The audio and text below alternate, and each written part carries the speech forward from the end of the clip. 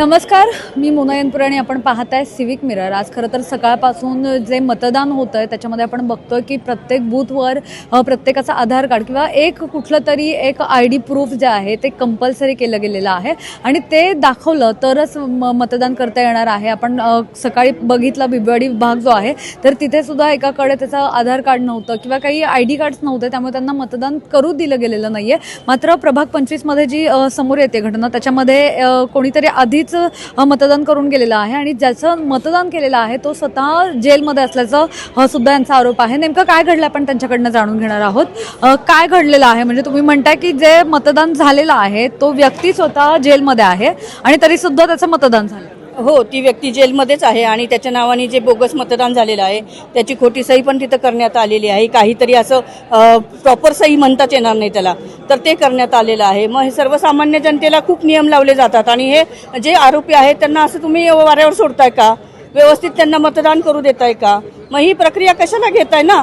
बंद करा। याआधी काही महिने काही वर्ष हे निवडणुका ह्या झाल्याच नव्हत्या, तेच राहू द्या ना सदा ना सदा, असं आहे ना। पण मग तुम्हाला असं कसं समजलं की हा व्यक्ती जो आहे तो इथे स्वतः आलेला नाहीये किंवा ह्याचं हे मतदान नाहीये, हे कधी लक्षात आलं? चेक केलं ना, ज्यावेळेला इथं गोंधळ झाला आणि नंतर आमच्या लक्षात आलं की ती व्यक्ती तर जेलमध्ये, आम्ही त्याची पडताळणी केली, सगळं केलं, पण इथं तर त्याच्या नावाने सही झाली, सगळं झालं, मतदान झालं आणि मग नंतर ती व्यक्ती बघतो तर ती जेलमध्येच। आम्ही सगळ्या चौकशी केल्या। दिवसाला हजारो मतदार आहेत, मतदान करून जातात, तुम्ही त्या स्पेसिफिक एका व्यक्तीवर काय झालं की ऑलरेडी त्या नावाने मतदान होतंय असं आमच्या लक्षात आलेलं होतं, म्हणून आम्ही ते क्रॉस व्हेरीफाय करायला गेलो की बाबा मतदान झालंय का नाही। तर जेव्हा आम्ही क्रॉस व्हेरीफाय केलं त्यावेळेला लक्षात आलं की बाबा तिथं मतदान झालेलं आहे। मग ते आम्ही पूर्णपणे जी शीट असते, सिग्नेचर शीट असते, ती पण आम्ही चेक केली। त्यावेळेला म्हणजे त्यांनी तिथल्या अधिकाऱ्यांनी सांगितलं की नाही असं झालंच नाहीये।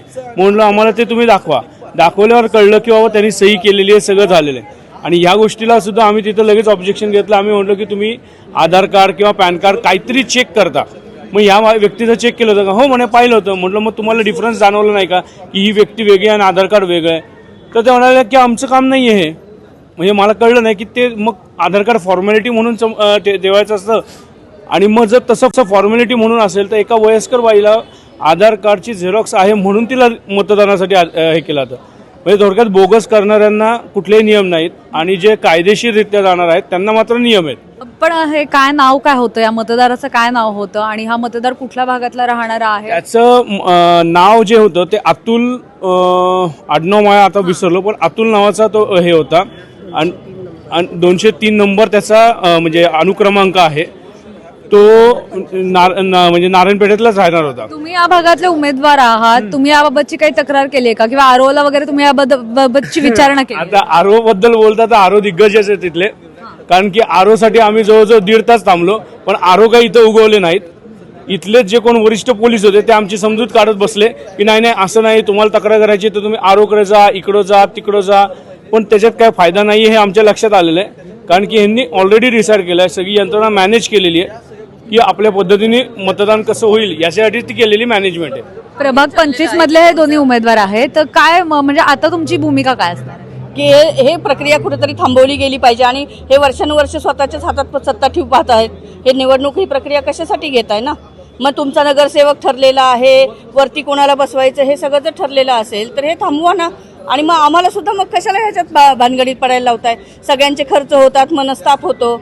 मग तुम्ही जर आधीच सगळं जर मॅनेज केलेलं असेल तर मग काय उपयोग आहे ना? नक्की हा मुलगा म्हणजे इथे आलेला आणि इथे आल्यावर त्याला समजलं असं काही नाहीये? नाही। याच्यातलं मेन कारण काय माहिती का की जे आता हे सगळे कृत्य करतात ना त्यांना विरोधक नकोय आणि हे सर्वात हानिकारक गोष्ट आहे। जर विरोधकच संपला तर अराजकता मासते, हा इतिहास आहे। नक्की। तर आपण पाहतोय की कशा पद्धतीने संताप व्यक्त केला जातोय।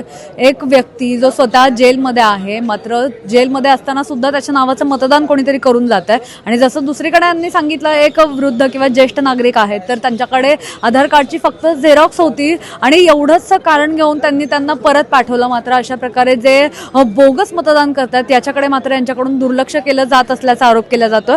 आरोला सुद्धा त्यांनी जवळपास 1.5 ते 2 तासांपासून त्या आरोसाठी वाट बघतायत, आरो सुद्धा इथे आलेले नाहीयेत। असा एकूणच सर्व गोंधळ जो आहे तो या परिसरात आपल्याला पाहायला मिळतोय। पुण्याहून मोना यनपुरे, सिविक मिरर।